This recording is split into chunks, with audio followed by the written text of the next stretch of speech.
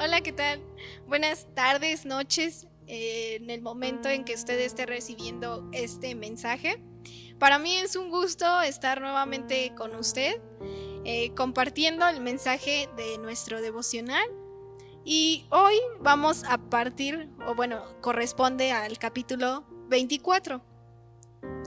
Antes de empezar, quisiera retomar el contexto en el que pues se desarrolla toda esta historia.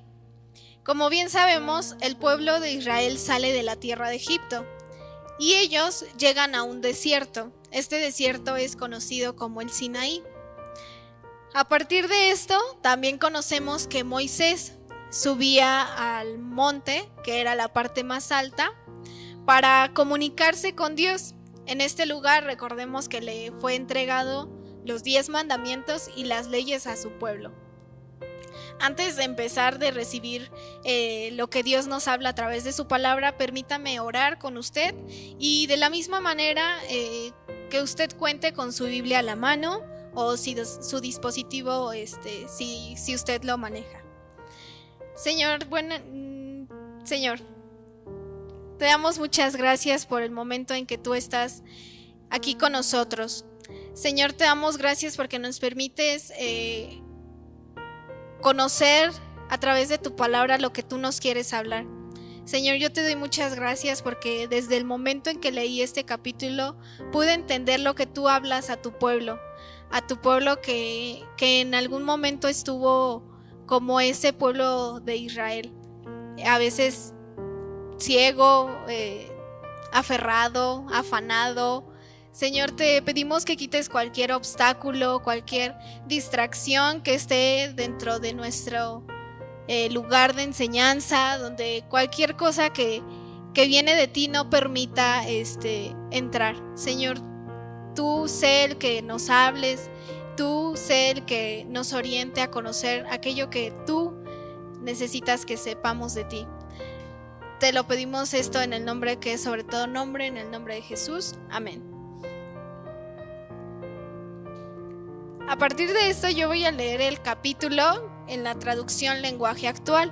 Si usted lo lee en la Reina Valera no hay ningún problema. Para esto se titula, en mi versión, Pacto de Dios con los israelitas.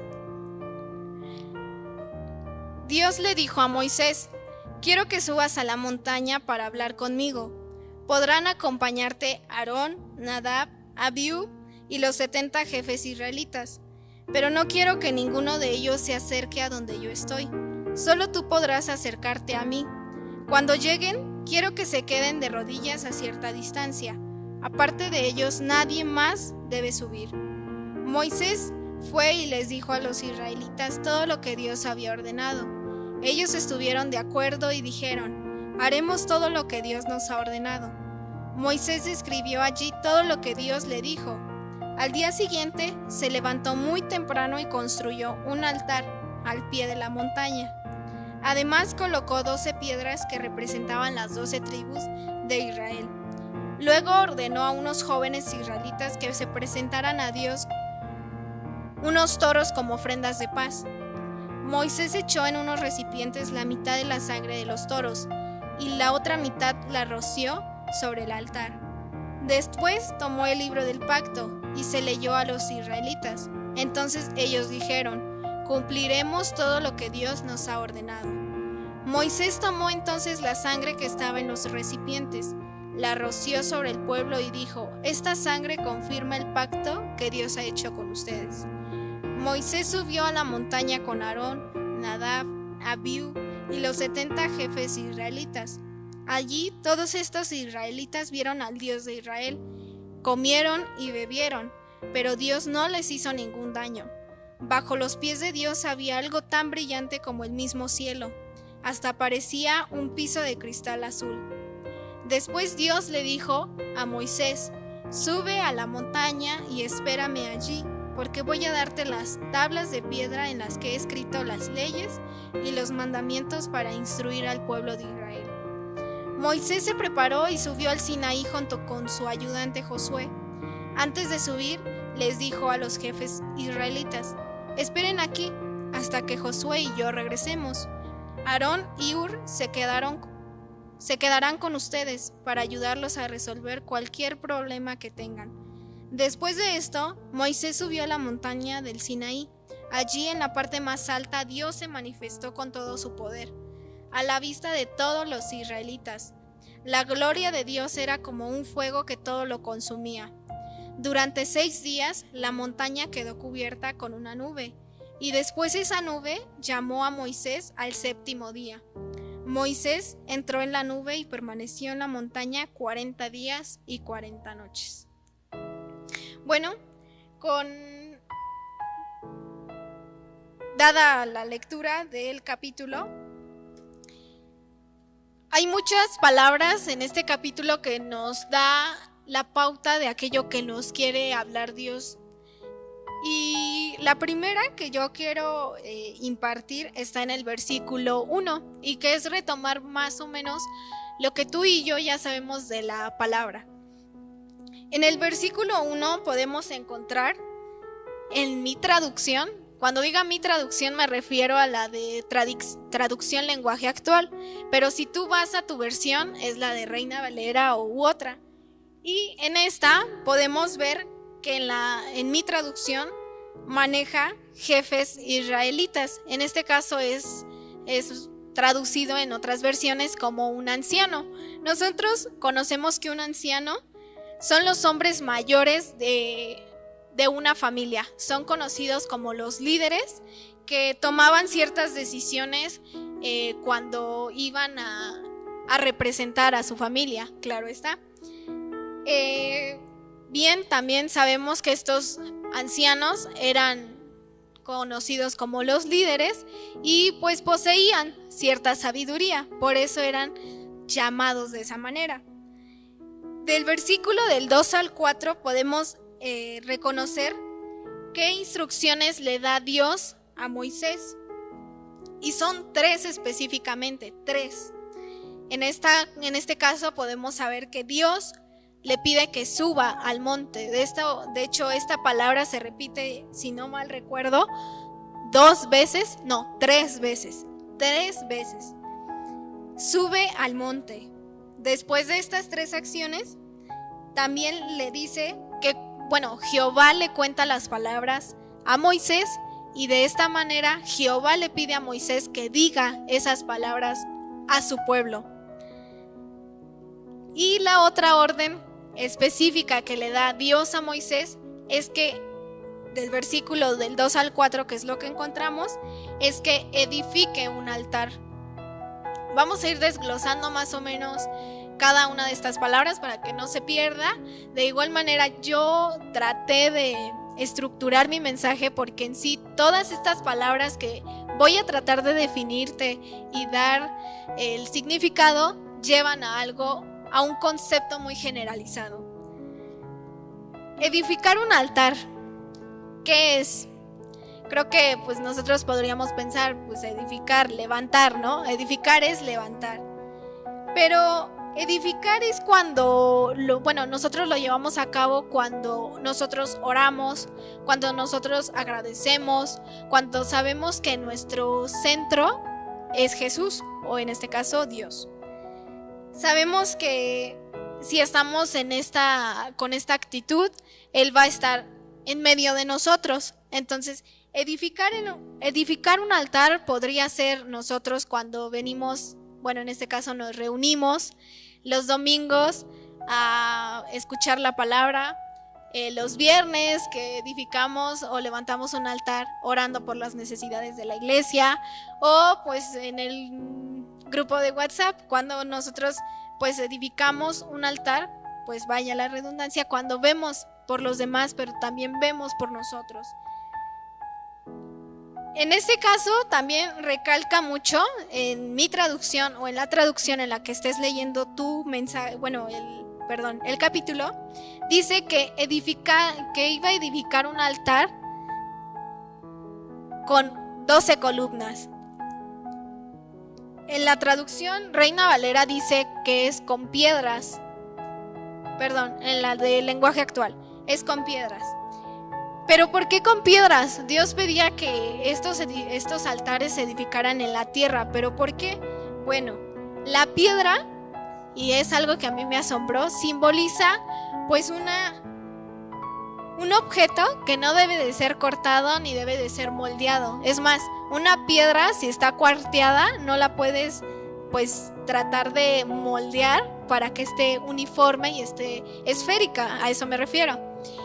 Esto da alusión a que nosotros cuando nos acercamos a edificar nuestro altar, vaya sea con la iglesia, sea en nuestra casa, nosotros debemos acercarnos con un corazón o con una adoración sin adornos, sin ni acomodos, ni cortaduras, ni como que yo le aumento, le quito, porque Dios conoce nuestro corazón. Dios conoce que nuestra adoración debe de ser natural, sea tú te sientas mal, acércate, edifica un altar y sé parte de él, porque Dios te acepta de esa manera. Nuestro mayor y mejor ejemplo de edificador de altares es Abraham. Abraham, con este ejemplo, recordemos que a él le fue entregado el pacto de que no iba a destruir a su tierra, a su pueblo con un diluvio. Es más, al contrario, él iba a permanecer y él iba a estar con su pueblo porque era su promesa. Es necesario entender que en todo altar algo tiene que morir. Igual, revisando todo el contenido de este éxodo, sabemos que también nosotros debemos sacrificar algo. Ya habíamos recordado, ya habíamos visto que sacrificio no es nada más, sacrifico un poco de mi tiempo, sacrifico, no sé, mi domingo, ¿no? O sea, mi domingo, día de descanso, no. A veces también sacrificar significa, pues tú, o sea, tu vida, un sacrificio vivo, y ese sacrificio somos tú y yo. Entonces, construir altares nos recuerda a que Dios es el centro de nuestras vidas y que Dios desea que nosotros le obedezcamos. En el versículo 5 vamos a encontrar que dice, en la traducción lenguaje actual, y envió jóvenes de los hijos de Israel, o en tu traducción, Reina Valera u otra, dice, luego ordenó a unos jóvenes. ¿A quiénes? Jóvenes, ¿no? Resaltamos jóvenes. En esta parte, Dios me habló, porque nos dice que servir a Dios no nada más es dejárselos a las personas, pues vaya la redundancia, ancianas o las personas adultas, porque Dios lo maneja así. En la iglesia hay ancianos, pero Dios quiere que no nada más sea nuestro servicio o que venga de parte de la gente adulta. Nosotros como jóvenes, niños, adolescentes, podemos ser parte de esto. Y si tú eres parte va a tratar de edificar una iglesia saludable. Esta iglesia saludable pues involucra a todos. En este mismo versículo también recalca, nos define que estos jóvenes tenían que acercarse con ciertos holocaustos. Un holocausto era un sacrificio de un animal, pero que tenía que quemarse todo, o sea, quemarse pues con el fuego, y eso se tenía que entregar a Dios, pero pues para que fuera entregado pues tenía que ser quemado totalmente. Los sacrificios de paz, pues a mí me sorprendió porque eran ciertos sacrificios que incluían comida, entonces pues eso también era parte de ese sacrificio. En el versículo del 6 al 8 nos enseña también que la parte de la sangre de los animales pues significaba que aludía que esa sangre era pues ese pecado que nosotros teníamos y que podía ser perdonado a través de ese animal. Pero nosotros ahora sabemos que la sangre es vida y el único que nos vino a traer vida con la muerte y aquel que pagó el precio en una cruz fue Dios. Entonces, gracias a ese acto de amor, nosotros, tú y yo, podemos estar aquí. Por medio de esa sangre, ahora sabemos que tenemos un pacto, y ese pacto es sellado, y a la vez podemos tener una unión entre Dios, y con ellos en ese tiempo podía tenerlo con su pueblo, y ahora lo tenemos con Dios. Esta palabra de pacto es un pacto. Esta palabra me movió muchas cosas, porque pues nadie conoce, o bueno, a veces conocemos que es un pacto, pero no sabemos qué implica. En hebreo esta palabra quiere decir berit, que significa unir o formar un lazo de unión. Recordemos que Dios, y hay incluso alabanzas, hay incluso textos bíblicos en donde dice que Dios es un Dios de pactos.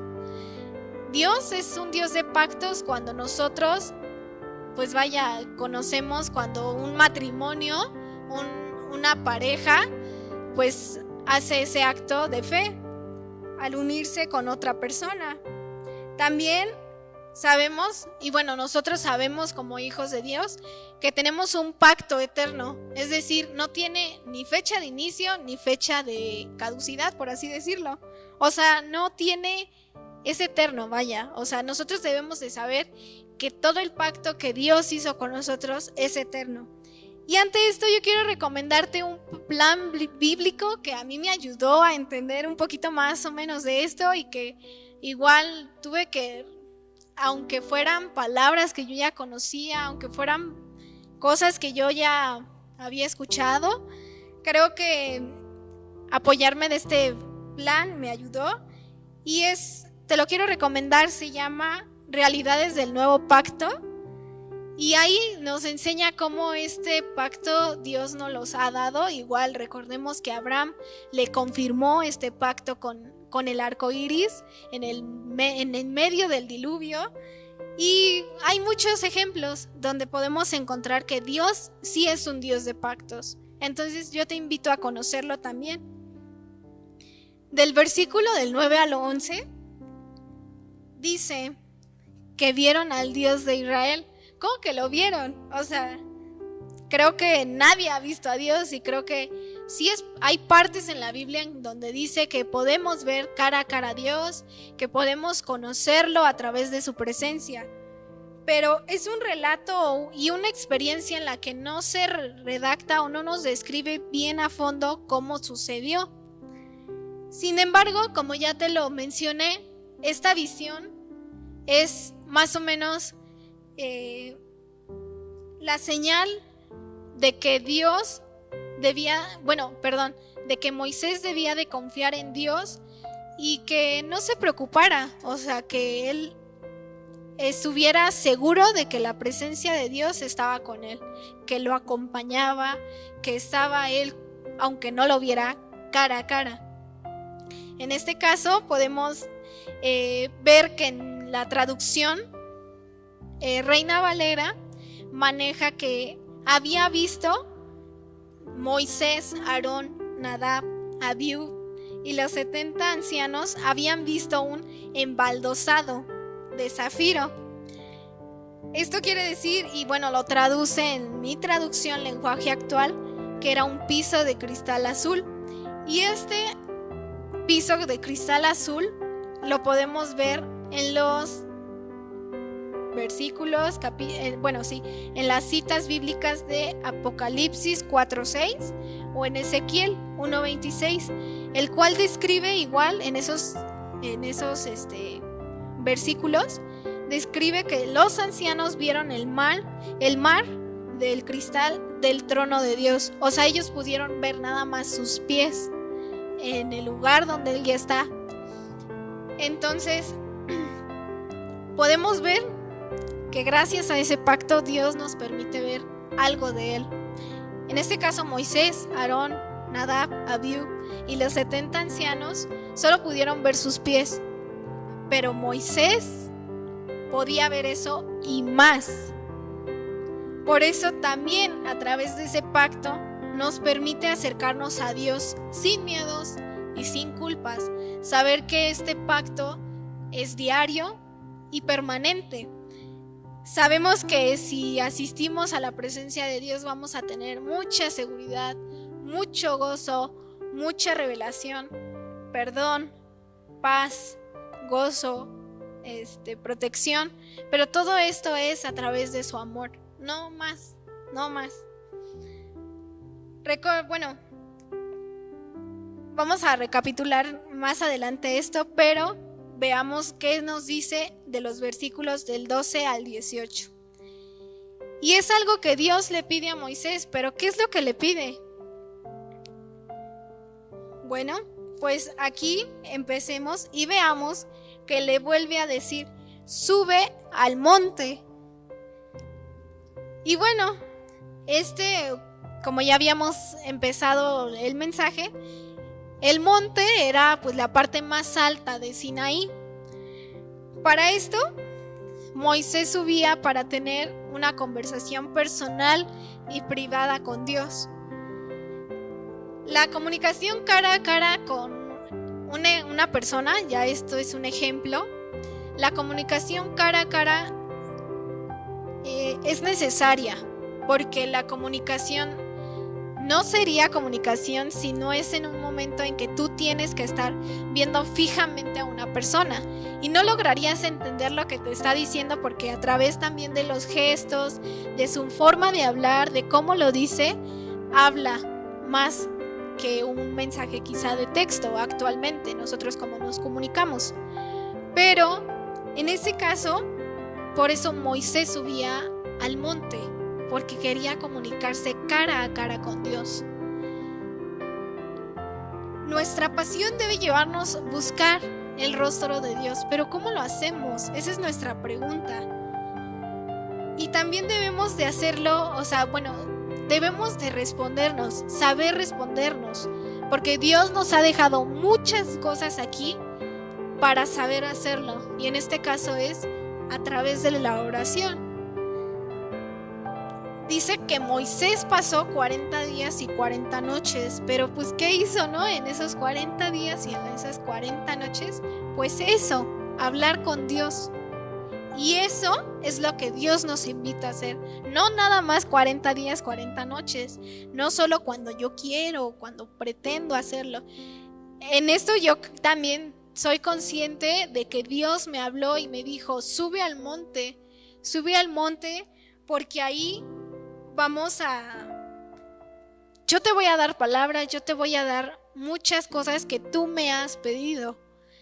Y una de las cosas que a mí me movió un poquito es que antes yo ya conocía de Dios. Y pues sí, asistía a la iglesia, conocía de la palabra, leía la palabra, la entendíamos, con mi familia hemos llevado en ciertas ocasiones devocionales porque luego los hemos dejado, perdón familia, por la confesión, pero también nos invita Dios subir al monte como a Moisés. Me es a veces un poquito complicado explicar porque soy una persona que a veces soy muy llena de actividades, pero Dios te dice al último o al inicio incluso de tu día, sube al monte, y la actitud es lo que va a hacer que tu corazón se llene de esa sabiduría que en algún momento Moisés le dio a Dios. Entonces, ¿cómo lo podemos hacer? Pues eso, orando a Dios, orar sin cesar. Podemos encontrar en Primera de Tesalonicenses 5:17 que dice eso, oren sin cesar. Y es más en los altares que hemos podido construir aquí en la iglesia Camino de Salvación. Ese es nuestro lema, oremos sin cesar, iglesia. Oremos por nuestras necesidades, oremos por nuestros logros, oremos por nuestras caídas, oremos por nuestras batallas, oremos por aquello que nos tiene un poquito afligidos, pero también oremos y estemos dispuestos a hacerlo. En esos mismos versículos dice que la gloria de Dios reposó. Reposó significa también pues morar. En esta parte, algo que de lo que yo me asombré cuando investigué, o bueno, estuve estructurando mi mensaje, mi devocional. Reposar en hebreo significa shakan, y esta es la manifestación de la presencia de Dios. Y esta manifestación es conocida, o mejor dicho, es mejor conocida como la gloria Shekinah. Entonces podemos saber que hay muchas canciones. De hecho, este capítulo me trajo muchas canciones, mucha revelación. Y la apariencia de dicha gloria de Dios era como un fuego abrasador. Un fuego que está conectado con esta gloria Shekinah y con la presencia de Dios. Entonces, como bien sabemos, esta señal era la que el pueblo de Israel podía ver desde abajo, porque ellos podían ver lo que sucedía arriba del monte. Y esa nube era una señal de que pues Moisés estaba platicando con Dios, que estaba pues ahora sí como quien diría, estaba buena la plática, estaba bien buena la conversación. Entonces, la nube que cubría ese monte era una señal, pero también Dios nos invita a no a fijarnos tanto en las señales, sino en el mensaje. También sabemos que el nuevo pacto que Dios ha hecho con nosotros ha permanecido hasta la actualidad. Nosotros sabemos y conocemos todo porque eso fue lo que Él nos prometió. Entonces, leer la palabra es conocer a Dios. A mí me fue muy difícil, pero este año de pandemia, créanme que estuvo dentro de mis planes, cambiar esta actitud que yo tenía de no conformarme nada más con el domingo, de no conformarme nada más escuchando una alabanza, de no conformarme escuchando quizá mensajes, que no es malo, pero eso es lo que Dios nos invita. Subamos al monte. Para concluir, ¿cómo es Dios? Bueno, pues yo no voy a poder decirte cómo es, y por ello yo más en este mensaje te he invitado muchas veces, pero esta es la última vez que te invito y que sea permanente. Te invito a descubrirlo en su presencia. Que al igual que Moisés, subamos a ese monte, pasemos tiempo con Él, anhelando, y nos dejemos amar por Él, que busquemos su rostro y que sepamos que Él revela a aquellos a los que le buscan. Conocer su palabra es conocerlo a Él. Aprendamos a depender también de Él y no de las situaciones. Tengamos presente esas señales, pero más el mensaje. Tengamos el deseo de buscar a Dios y de hallar su favor, en donde estemos dispuestos a escuchar su voz. Subamos al monte y estemos atentos de lo que Dios nos pide que hagamos a través de su presencia. De la misma manera, te invito a revisar el plan bíblico que te va a ayudar y apoyarte más, y que se llama Buscar el Rostro de Dios. Está en YouVersion, tú lo puedes ahí encontrar. Y de la misma manera que también nuestra vida sea como la parte de una alabanza que a mí me impactó mucho en el momento en que estaba construyendo esta enseñanza, y que es de Harold y Elena Witt, y que es Lléname, y que dice más o menos unas partes así: te vengo a buscar, hoy necesito adorarte. Me vengo a postrar, hoy necesito de ti. Lléname, que tu presencia llene todo este lugar. Por eso pedimos ahora en este momento que Él nos llene, recordando que Dios no tiene hijos favoritos, que Dios tiene hijos íntimos. Dios te bendiga.